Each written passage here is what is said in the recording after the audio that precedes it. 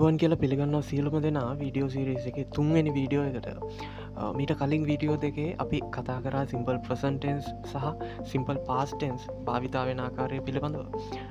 එහෙනම් වැඩි කතා අවශ්‍ය නැහැ. අද දවසේ මාතෘකාව තමයි සිම්පල් ෆියුචර් ටෙන්ස්. එහෙම නැත්නම් සරල අනාගත කාල වාක්‍ය. අපි යමු පාඩමට. ඉතින් වාක්‍ය රටාවක් විදිහට සිම්පල් ෆියුචර් ටෙන්ස් කියන්නේ මොකක්ද? සිම්පල් ෆියුචර් ටෙන්ස් භාවිතා වෙන්නේ මොන වගේ අවස්ථාවලද?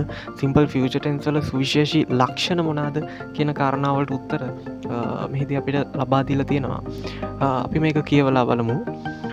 The simple future tense is a tense that is used to represent an action that take place in the future.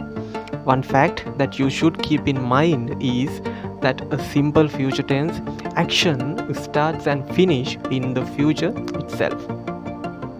මෙතන අපි අර අහපු හැම ප්‍රශ්නයකටම උත්තර තියෙනවා.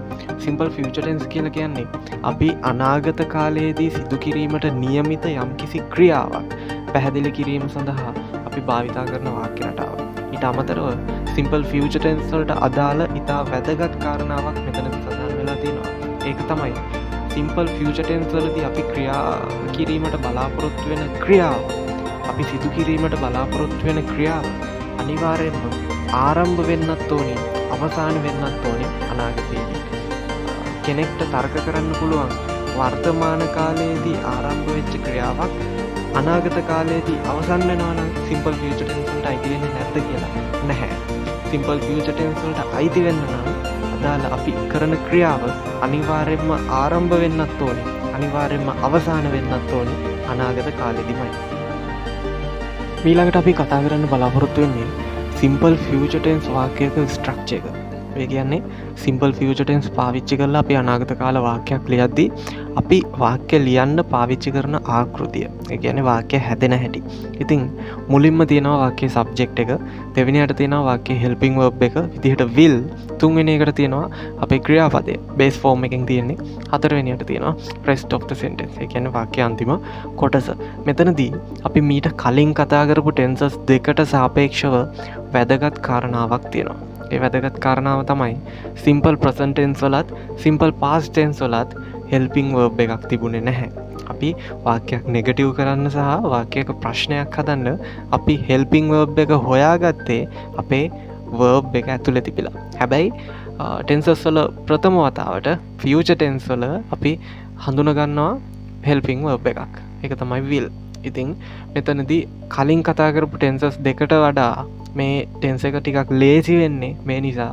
මොකද අපි වාක්‍යයක් නෙගටිව් කරන්න, එහෙම නැත්නම් වාක්‍යයක ප්‍රශ්නයක් හදන්න අපිට හෙල්පින් වර්බ් එක විදිහට අපිට ඍජුවම will කියන වචනේ පාවිච්චි කරන්න පුළුවන් ක්‍රියාපදයේ බේස් ෆෝම් එකෙන් තියලා. මෙතනදී I will read the newspaper from tomorrow. ඒ කියන උදාහරණය ගත්තම මෙතන සබ්ජෙක්ට් එක, ඒ කියන්නේ වාක්‍යයේ ක්‍රියාව සිදු කරන කෙනා විදිහට I ඉන්නවා.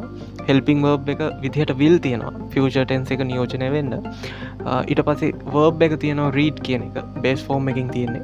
the newspaper from tomorrow ඒක rest of the sentence කියන කොටස විදිහට අපිට හඳුනා ගන්න පුළුවන්.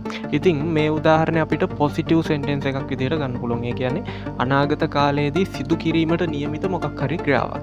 ඉතින් මේකේ negative sentence එකක් කියන්නේ ඒකේ ක්‍රියාව සිදු නොකරනවා කියන අර්ථය. අපි ඒක බලමු. I will not, එහෙම නැත්නම් ඒකේ short form එක I won't read the newspaper from tomorrow කියන එක අපිට ගන්න පුළුවන්. හරිම ලේසි. will කියන එකට not දැම්ම ඒක won't කියන විදිහටත් අපිට කියන්න පුළුවන්. තුන්වෙනි එක interrogative sentence එක. ඒ කියන්නේ ප්‍රශ්නයක් හදන හැටි. එතනදී interrogative sentence එකක් හැමනිතරම ප්‍රශ්නයක් හදද්දී අපි කරන්නේ වාක්‍යයේ helping verb එක වාක්‍යයේ මුලට රැගෙන යන එක.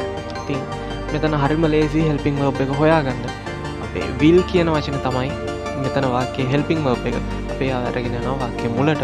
එතකොට will I read the newspaper from tomorrow කියනකොට tomorrow කියන වාක්‍යය අපිට ලැබෙනවා. ඊළඟට negative interrogative වාක්‍යයක් හැදෙන හැටි බලමු. මේක ප්‍රධාන ආකාර දෙකකට අපිට ලියන්න පුළුවන්. මේ මොන විදිහට ලිව්වත් වැරද්දක් නැහැ. අපි වාක්‍යයක් නෙගටිව් කරන්න ක්‍රම දෙකක් අපි කතා කරා. එකක් තමයි will not දානවා, අනිත් එක එහෙම නැත්නම් won't කියලා අපි කියන්න පුළුවන්. මේ ආකාර දෙකෙන්ම තියෙද්දි ක්‍රම දෙකකට තමයි නෙගටිව් ඉන්ටර්ප්‍රේටිව් ප්‍රශ්නයක් අපි හදන්නේ.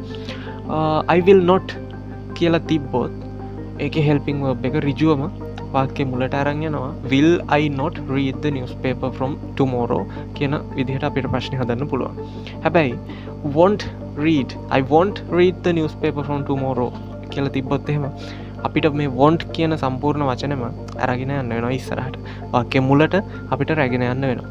ඒ නිසා එතකොට වාක්‍යය හැදෙනවා won't I read the newspaper from tomorrow කියලා. ඉතින් මේ විදිහට තමයි positive sentences, negative sentences, ඊට පස්සේ interrogative sentences සහ negative interrogative sentences simple future tense වල අපි හදාගන්නේ. අද පාඩමේදී අපි කතා කරේ simple future tense සම්බන්ධව. ඉතින් simple future tense වලදී අපි කතා කරා අපි අනාගත කාලයේදී සිදු කරන්න නියමිත යම්කිසි ක්‍රියාවක් ප්‍රකාශ කරන්න තමයි අපි simple future tense භාවිතා කරන්නේ කියලා. ඉතින් මේ කාරණාව සඳහාම අපි භාවිතා කරන වෙනත් වාක්‍ය රටාවක් තමයි අපි දැන් කතා කරන්න යන්නේ. අනාගතයේදී අපි සිදු කරන්න නියමිත යම්කිසි ක්‍රියාවක් අපිට ප්‍රකාශ කරන්න උපකාරී වන වාක්‍ය රටාවක් තමයි මේ going to do something කියලා අපි හඳුනගන්නේ. ඉතින් ඒ යටතේ අපිට උදාහරණ දෙකක් හම්බෙලා තියෙනවා. පළවෙනි උදාහරණය තමයි I am going to meet my friend at the park. දෙවෙනි උදාහරණය තමයි I am going to find another way to do it. ඒ කියන්නේ පළවෙනි උදාහරණයෙන් කියනවා මම මගේ යාළුවා හම්බෙන්න පාක් එකට යනවා. අනාගතයේදී මගේ යාළුවා හම්බෙන්න පාක් එකට යනවා. දෙවෙනි උදාහරණයේදී කියනවා I'm going to find another way to do it.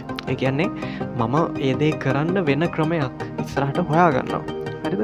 එතකොට මෙතනදී හොඳට බැලුවොත් අපිට තේරෙනවා වාක්‍යයේ subject එක මුලින් තියෙනවා. subject එකත් එක්ක helping verb එකක් පාවිච්චි වෙනවා. helping verb එකක් පාවිච්චි වෙනවා. මේක ගොඩක් වෙලාවට subject එක අනුව වෙනස් වෙනවා. subject එක I නම් am, subject එක singular subject එකක් නම් is පාවිච්චි වෙනවා. subject එක plural, ඒ කියන්නේ බහුවචන subject එකක් නම් අපි are කියන එක පාවිච්චි කරනවා.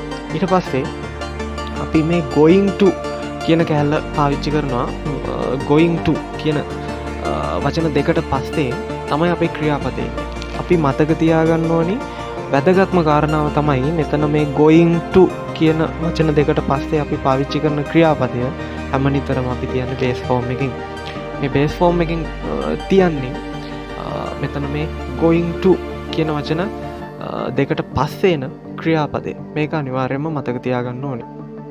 මෙතනදී අපි මතක තියාගන්න ඕනි කාරණාව තමයි අපිට simple future tense වල will කියන වචනේ පාවිච්චි කරලා අනාගත කාලයේ වාක්‍යයක් ප්‍රකාශ කරනවා වගේම වාක්‍යයේ subject එක අනුව am is are කියන helping verb තුනෙන් එකක් අපිට තෝරලා දීලා going to කියන වචන දෙක දාලා ක්‍රියාපදේ base form එකකින් තියලා අපිට rest of the sentence එක හදාගෙන අපිට අනාගත කාල වාක්‍යයක් ලියන්න පුළුවන්. අනාගත කාල වාක්‍යයක් ලියන්නත් පුළුවන් කියන කාරණාව අපි මෙතනදී අනිවාර්යයෙන්ම මතක තියාගන්න ඕනි මේ යටතේ. ඉතින් අද දවසේදී simple future tense වලට අදාළව positive sentence එකක් හැදෙන්නේ කොහොමද? negative sentence එකක් හැදෙන්නේ කොහොමද? ඊට පස්සේ interogative, negative interogative sentence එකක් හැදෙන්නේ කොහොමද?